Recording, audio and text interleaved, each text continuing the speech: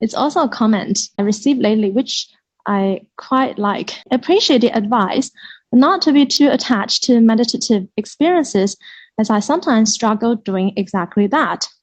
At the same time, it's refreshing to find that Pure Land Buddhism acknowledges such phenomena and that they can be good and helpful for spiritual growth. Meditative visions of Buddhas and Bodhisattvas have played a major role in guiding me towards Buddhism. So it's somewhat discouraging to find that teachers in some Buddhist traditions regard them merely as illusions. I think there can be a fine line between over-interpreting or placing excessive faith in such experiences on the one hand and missing out on valuable insights if we ignore them completely. Namo Amitabha Buddha. So also another good comment. So I'll address this maybe in a few parts because it has a few parts here. It's refreshing to find that Pure Land Buddhism acknowledges such phenomena and they can be good and helpful for spiritual growth. Well, actually, not only Pure Land Buddhism, right? Chinese Buddhism, Tibetan Buddhism, in the history, in the records, cases, so many resonate experience in great masters, meditative experiences or whatever, many visions of Buddhas and Bodhisattvas, or even the Pure Land, all kinds of things. Throughout Chinese Buddhism, the history of Chinese Buddhism for about 2,000 years, so many recording records about this. We definitely acknowledge that, not only in Pure Land Buddhism, also in Chan Buddhism, also in other schools of Mahayana Buddhism, in Chinese Buddhism, also in Tibetan Buddhism, they also have a lot of emphasis on this, not maybe like acknowledgement. This is definitely real. Buddhas and Bodhisattvas are everywhere, absolutely everywhere. The Dharma body is also the Buddha nature, but the Dharma body is describing the function. The Dharma body of the Buddhas and Bodhisattvas are everywhere in the entire Dharma realms, which means that they know absolutely our every thought. And that's how Guan Yin can help so many beings. When you pray to her sincerely, and then she will really answer and respond you if it's necessary. Maybe not always. Sometimes we may have really unreasonable, not necessary request. Then the Buddhas and Bodhisattva may just okay, it's not so important. But they will always try to adopt skillful means to help people to generate faith, to take belief in the Buddha Dharma, to help us, to guide us on our spiritual path, to guide us to the path of the Dharma. And meditative visions of Buddhas and Bodhisattvas have played a major role in guiding me towards Buddhism.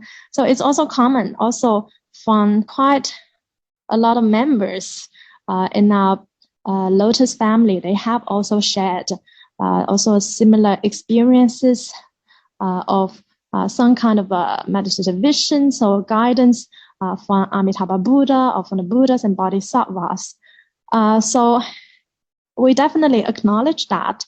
And when I say non-attachment, I don't mean to disregard it completely or to ignore completely. This is not what I mean when I say non-attachment. Non-attachment is not to deny phenomena. Remember, when we say non-attachment, we don't mean that we don't care, we just ignore completely. It's not like that. Non-attachment means that we acknowledge this for sure. This is actually common. Amitabha Buddha is like our father. It's only common our father will guide us on our path. And Guan Yin is like our mother, at least to me. This is how I think of them. Or for you, maybe the other way around. Or Amitabha Buddha as your mother, or whatsoever you like to regard them as. So it's only common. It's common that they should, of course, be guiding us on our path. So when I say that, not to be too attached to this, and of course we're going to be attached, right? If we think in our meditation, we see the Buddha and Bodhisattvas, we're going to be so attached for sure. But even the Buddhas, they don't want us to be too attached to these experiences. The Buddha also talk about that in Mahayana sutras, such as the Suragama Sutra, also very famous on this topic. The reason is that sometimes when we become too much attached to this so-called meditative experiences, is that we may want to keep craving for it, or to sometimes look externally from us. Actually, when we have this kind of visions, it's also because our heart resonates with the Buddhas and Bodhisattvas. When you Nianfo sincerely, maybe to the point that you are just so focused, it's common actually to see Amitabha Buddha or have some signs from Amitabha Buddha. This the less you are attached, the more you will experience. Let me put it in this way. Why we don't see the Buddha and the Bodhisattvas? Because of our attachment and separation. The more we drop our attachment and separation, we will see them actually everywhere. The Buddha's body is absolutely everywhere. So that's why the less attached we are, the more progress we will have on our path. And also what one needs to be aware of this is that maybe you have one or two very wonderful experiences that maybe next time when you Nianfo, you may want to crave more. It's common for beings here in the Saha world. That's why people are so maybe addicted to some ayahuasca or some kind of plant medicine or other kinds of DMTs, whatever that could generate visions. A lot of these visions could also just be mere illusions. When I say mere illusions, I don't mean that they don't exist, but rather they are temporary and should not be grasped or attached. This even include when we see the Buddhas and Bodhisattvas. Sure, they can bring us important message. Then we know that we receive that, and then we know that, okay, this is what we need. Maybe for our spiritual growth now. Okay, good. I take it. Thank you very much. And then we move on. So don't be too much attached to this. The less attached we are, then the more progress we will actually have on our path. And another thing is that one needs to be maybe aware of, if you are, very much attached to science, you always want guidance from the Buddhas and Bodhisattvas. Actually, they are always giving us guidance. It's just sometimes whether we have the wisdom to actually distinguish what are actually their true guidance, or just like our illusional thoughts. Maybe sometimes when you are Nianfo and then all of a sudden a thought came in, maybe you think of a girl you really like, and then maybe you think it's maybe Amitabha Buddha's message to want me to find a girlfriend.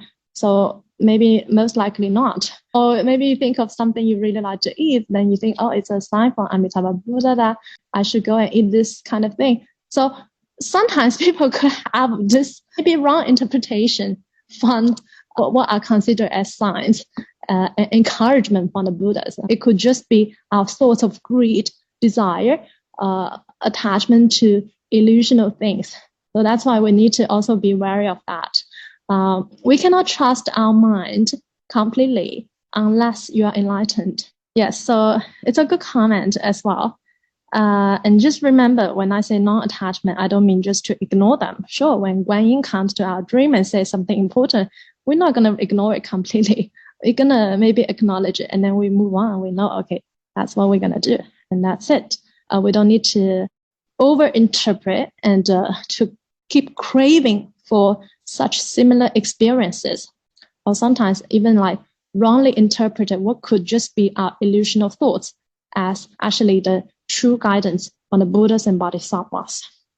And for those who are interested in what exactly the Buddha said about this, you can go and read the Suragama Sutra, and also Master Yin Guang's letter also talk about this clearly. When we become attached, then this could be an obstacle on our progression.